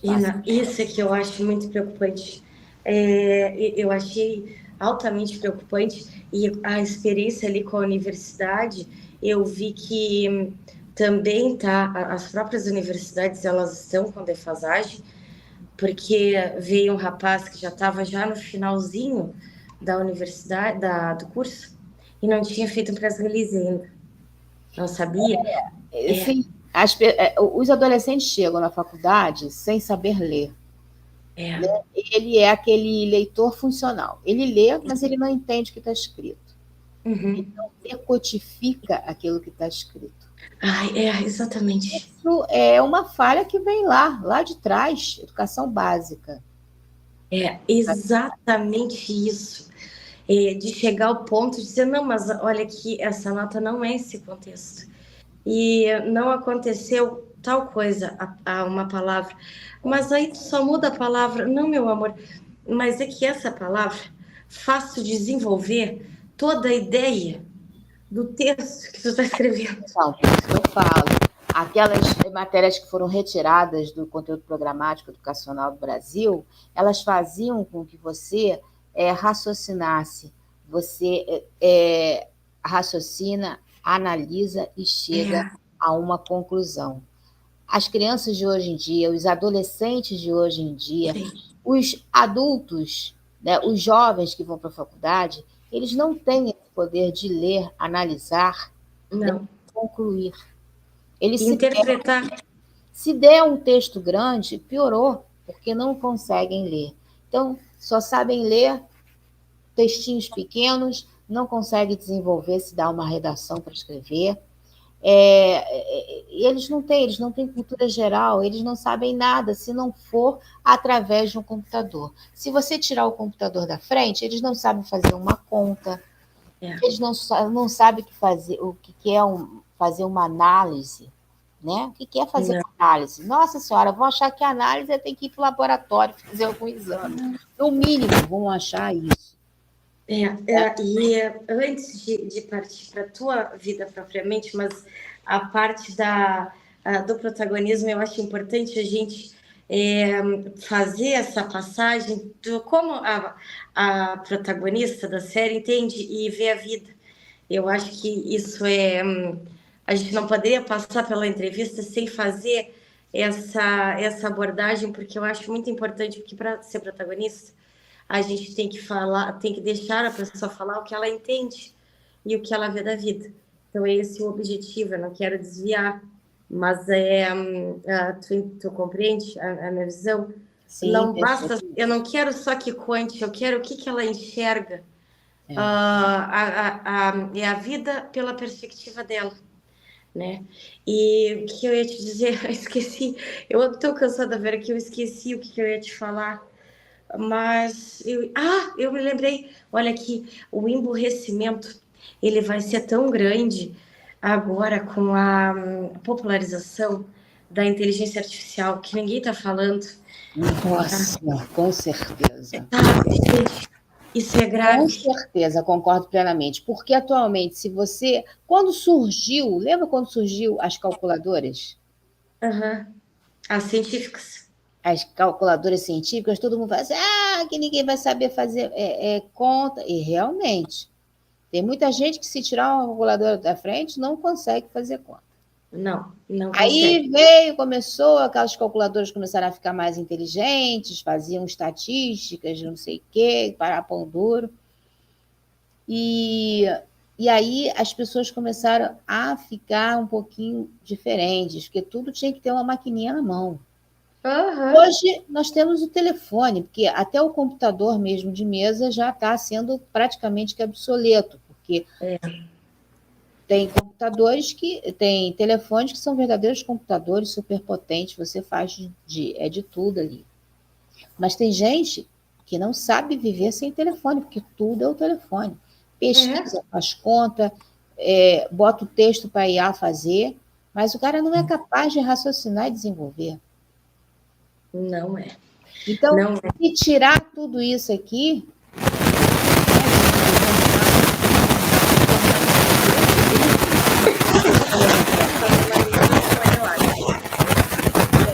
Microfone. Isso. Se tirar o computador de um grande número de pessoas atualmente, acho que elas voltam à Idade da Pedra. Não faço. Não faço. E eu vou te dizer o que é grave. Por exemplo, na minha área, agora, além de tu ser advogado de uma ação só, se usa a inteligência artificial. Mas tu me diz como é que pode a OAB aceitar isso se em algum momento a gente vai ter que fazer uma audiência? E aí tu só foi um mensageiro de uma informação aqui, passou para a inteligência artificial, mas aí tu não introjetou aquilo e tu vai falar o que na audiência? Gente, pelo amor de Deus. O que vai ser desses advogados? Eu fico apavorada. E outra coisa que eu acho mais grave, não chega a informação que nós temos muita violência contra a criança dentro da dark web, e a inteligência artificial faz modificações nas imagens das crianças, e nós não sabemos da onde vem essa inteligência artificial e para quem ela está servindo. Porque a gente está pegando como se aquilo ali fosse o entendimento real, sem ver uma outra opinião, e leva aquilo para a tua vida, e a gente não questiona mais nada, porque a inteligência artificial falou, e ó, deu e acabou. E foi embora. É isso aí. E foi embora. Vera, eu quero saber, então, o que tu espera do futuro? Quais são os teus planos, os teus projetos? E como tu te vê daqui a alguns anos? Olha, é complicado, né? Bom, o que eu espero... Gente, eu já estou numa fase agora que a gente tem que viver um dia por vez. Porque quando a gente pensa muito no futuro, a gente fica ansiosa e aí fica doente. Isso não faz bem à saúde. Então, eu procuro viver a cada dia de forma que eu, Vera Cruz, me sinta um ser humano melhor, que eu, Vera Cruz, possa ajudar um outro ser humano, ajudar esse ser humano a se desenvolver, a fazer com que ele utilize a sua capacidade e as suas habilidades. E se eu conseguir fazer isso num período de 24 horas, eu durmo e acordo e vou tentar fazer tudo de novo. Ai, que lindo. Enquanto eu não posso pensar muito no futuro, que para não ficar ansioso, porque a gente tem medo, né, dessa prospectiva do futuro devido ao trajeto da humanidade. Então, eu estou me sentindo uma gotinha no oceano.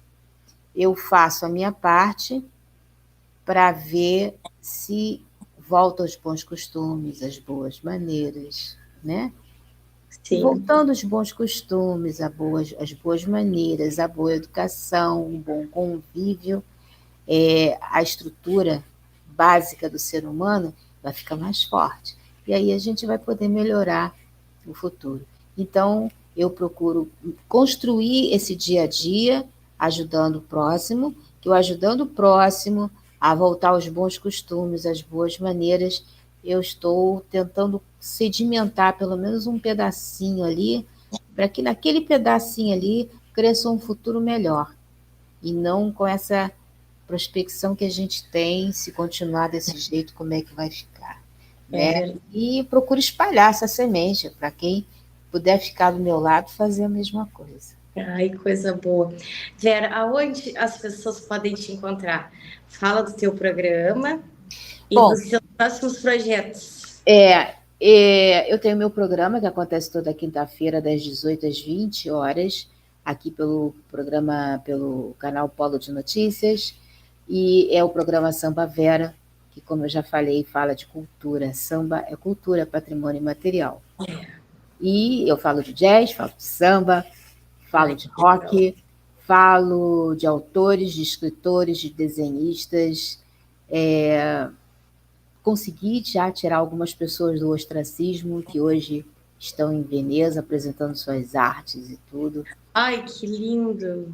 Eu fico muito contente e emocionada com tudo isso. Podia trazer no canal, né, para contar isso. É, ele está fazendo uma exposição em Veneza, então estou aguardando ele voltar, porque ele disse que vai. Ele fez um quadro para mim, para agradecer, tudo que eu, Ah, sem querer, acabei fazendo por ele, né? Então estou esperando ele voltar lá de Veneza. Ele é da Paraíba. Da Paraíba. E eu sou produtora do meu programa, sou produtora teatral, um grupo teatral As Lucianas, que inclusive agora em outubro eu vou viajar.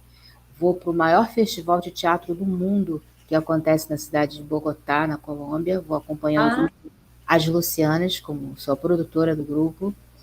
E sou diretora do jornal Polo de Notícias, sou diretora administrativa do Polo de Notícias TV, sou diretora de comunicação da Associação dos Diretores de Harmonia do Estado do Rio de Janeiro. O que mais que eu faço, gente?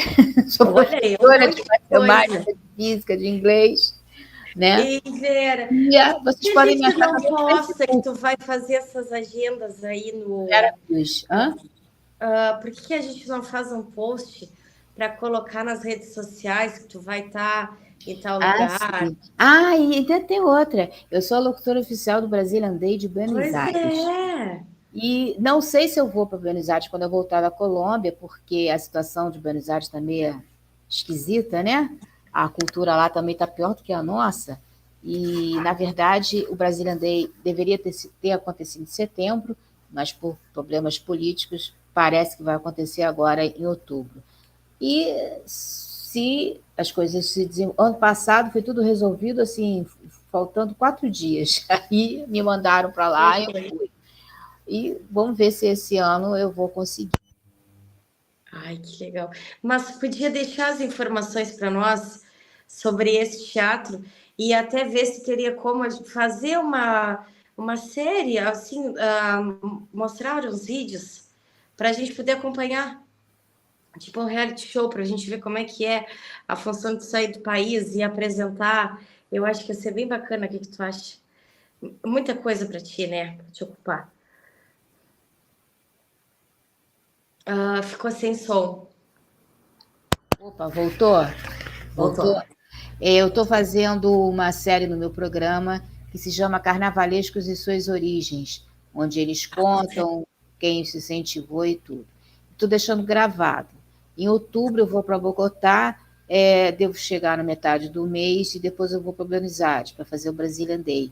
Então, ninguém me acha aqui no Brasil e eu pretendo ver, se eu não conseguir fazer de lá, eu vou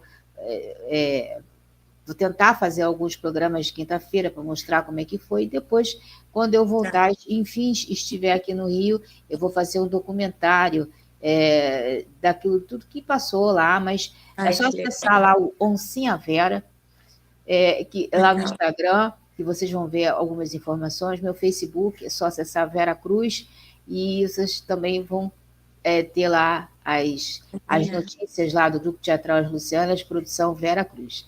Nós vamos lá cantarolando Não, é Brasil Diverso em Prosa.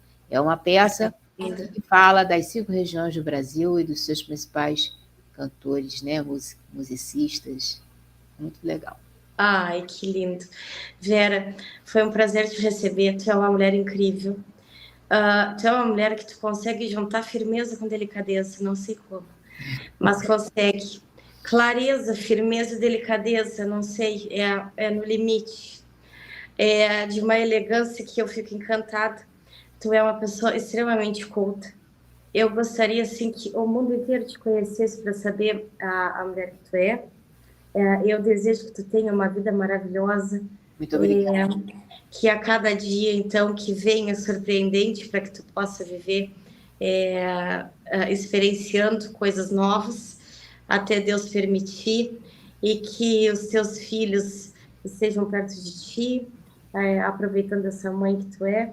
E eu só te desejo saúde e muita cultura, que eu sei que tu ama nessa caminhada, e tudo mais que estiver aí dentro desse teu coraçãozinho. Muito obrigado, Mariane, muito obrigado mesmo. E foi um grande prazer estar aqui na sua programação. Muito obrigada. E é um prazer é meu também ter te conhecido. Gente, nós vamos ficando por aqui, porque nós já ocupamos muito tempo. Eu vou colocar agora esse vídeo no canal mesmo original, porque eu já tenho tanto canal e tanto e-mail, gente, que não faz ideia. Está saindo lá no Datavênia. Mas esse é o Datavênia Podcast, é o reserva que eu deixei. Que agora tem que tentar acessar o outro, que é o Datavênia Séries. E aí a gente configurar, porque eu tinha ficado sem esse, te lembra? E aí eu tive que fazer outro. E lá a gente já está com quase 2.000. Beleza, tá bom. Seguidores. E esse aqui eu não divulguei mais. Aí eu vou colocar lá no outro e fazer os cortes para a gente divulgar. Tá bom. E aí eu vou te mandando os cortes. Tá legal. Então, uma boa noite para vocês. Boa noite, Vera. Muito obrigada por todo esse ensinamento e nos contar e compartilhar com a gente a tua história de vida, tá bem? Muito obrigada você por essa oportunidade. Um grande beijo no coração. Beijão, até a próxima. Até a próxima. Tchau, gente. Boa noite.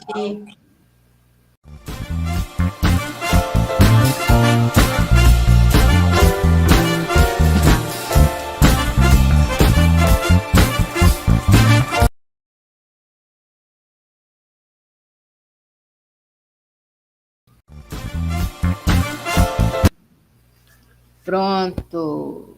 Deu. Agora eu vou tentar acessar esse daqui e baixar para colocar lá naquele que está com um monte de visualização. Tá. Resgatar. E vou te mandar agora a coluna. O que mais?